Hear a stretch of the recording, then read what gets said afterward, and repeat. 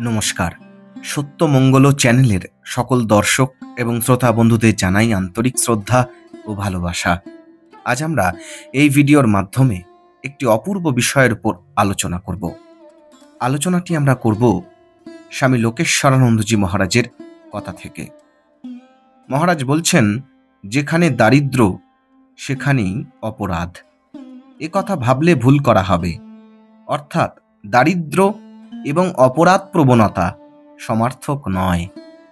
এ কথা সত্যি গরিব মানুষের মনে অসৎ উপায়ে টাকা রোজগারের লোভ হতে পারে। সে চুরি করতে পারে, ডাকাতিও হয়তো করে ফেলতে পারে। এগুলিকে দারিদ্র্যের সম্ভাব্য ফল বলা যেতে পারে। কিন্তু এসব কাজ সে করবেই এ কথা জোর দিয়ে বলা যায় না। প্রত্যেক সমাজেই এমন মানুষ দেখা যায় যারা দরিদ্র অথচ সৎ। কোনো অবস্থাতেই যা তারা অন্যায় বলে জানেন তা করেন না। তারা সহজ সরল মানুষ। কোনটা ন্যায়, কোনটা অন্যায়, কেন ভালো কাজ করা উচিত, মন্দ কাজ কেন করা উচিত নয়, অত শত সূক্ষ্ম যুক্তি তর্ক তারা হয়তো জানেন না। কিন্তু সততা তাদের অন্তরের প্রবণতা, তাই তারা সৎ। সততা তাদের জীবনের অঙ্গ, তাই তারা সৎ। সৎ না হয়ে তারা পারেন না। পুরস্কারের আশায় অথবা শাস্তির ভয়ে যে তারা সৎ, এ কথা ভাবলে ভুল হবে। শৈশব থেকে এমনভাবে তারা লালিত পালিত হয়েছেন, এমনই তাদের অভ্যাস ও সংস্কার যে অসৎ হওয়াটাও তাদের পক্ষে অসম্ভব। পরিবেশ নিঃসন্দেহে মানুষের চরিত্রকে প্রভাবিত করে।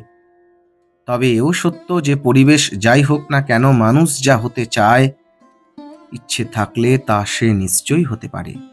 গরিব হওয়া একটা বিরাট বাধা, সন্দেহ নেই। কিন্তু তার মানে এই নয় যে তাকে অপরাধী হতেই হবে।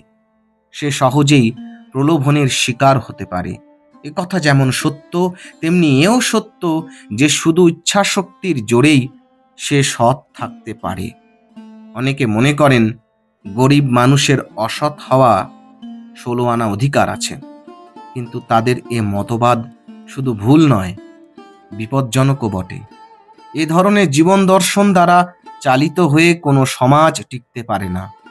হ্যাঁ, দরিদ্রের প্রতি সমাজের দায়িত্ব আছে বইকি, কিন্তু এমন কোনো সমাজ নেই যা সকলকে সন্তুষ্ট করতে পেরেছে। সমাজে এমন কিছু মানুষ থাকবেনই যারা ভাবেন সমাজের কাছ থেকে তারা সুবিচার পাননি। কিন্তু তা বলে তারা যে বেআইনি কাজ, অনৈতিক কাজ করে বেড়াবেন, এও সমর্থন করা যায় না। সামাজিক ও অর্থনৈতিক অবিচার খারাপ নিশ্চয়ই, কিন্তু বিশৃঙ্খলা আরও খারাপ। সমাজের বৃহত্তর স্বার্থে ব্যক্তিকে, এমনকি গোষ্ঠীকেও কিছু না কিছু স্বার্থ ত্যাগ করতেই হবে। গরিব মানুষ যাতে সৎ থাকেন, সেজন্যে তাদের কিছু বাড়তি সুযোগ সুবিধা দিয়ে অনুপ্রাণিত করা উচিত, এমন যুক্তি কেউ কেউ দিয়ে থাকেন। এখন প্রশ্ন হলো, কি ধরনের প্রেরণা বা উৎসাহ দেওয়া উচিত? জাগতিক না নৈতিক? পার্থিব পুরস্কারের আশায় মানুষ সৎ হবে, এ ব্যাপারে সন্দেহ আছে। কারণ তাহলে ধনী ব্যক্তি কখনো অসৎ হতেন না। আবার মৃত্যুর পর স্বর্গ লাভ করবে, এ জাতীয় নৈতিক পুরস্কারের লোভ দেখালেও যে বিশেষ কাজ হবে তাও মনে হয় না। সে ব্যাপারেও যথেষ্ট সন্দেহ আছে। কারণ প্রথমত স্বর্গ তো মৃত্যুর পরের ব্যাপার। এখন হাতে কি পেলাম? দ্বিতীয়ত স্বর্গ বলে আদেও কিছু আছে কিনা সে কথাও তো নিশ্চিতভাবে কেউ জানে না।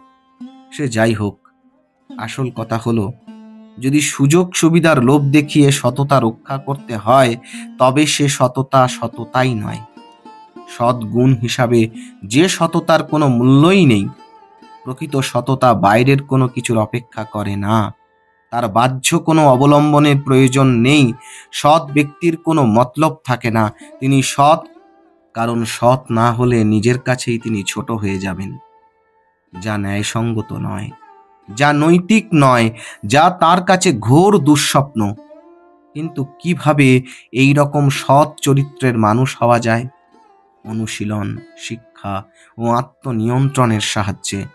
কিন্তু এর বিনিময়ে যা পাওয়া যায় তা এতই মহার্ঘ যে সব কষ্টই তার কাছে তুচ্ছ। এই জগতে সর্বশ্রেষ্ঠ বস্তু বলে যদি কিছু থাকে, তা হলো সৎ পুরুষ এবং সৎ নারী। এরাই জগতের সৌন্দর্য ও সৌরভ। এদের সংখ্যার ওপরেই একটি সমাজের উন্নতি বা অবনতি নির্ভর করে।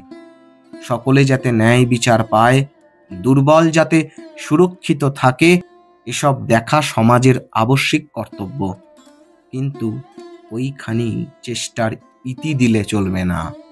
সমাজের প্রতিটি মানুষ যাতে সততাকে সব চাইতে মূল্যবান, সর্বাপেক্ষা কাম্য বস্তু বলে মনে করে, এমন একটি মূল্যবোধ গড়ে তোলার ব্যাপারেও সমাজকে সক্রিয় হতে হবে।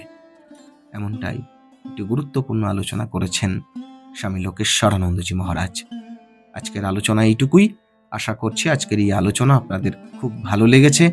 আর সত্যিই যদি ভালো লেগে থাকে তাহলে প্রতিদিনের মতো ভিডিওটিতে একটি লাইক, শেয়ার, কমেন্ট ও চ্যানেলে যারা নতুন এসেছেন তারা চ্যানেলটিকে সাবস্ক্রাইব করে সত্যমঙ্গল চ্যানেলের পাশে থাকবেন। ধন্যবাদ।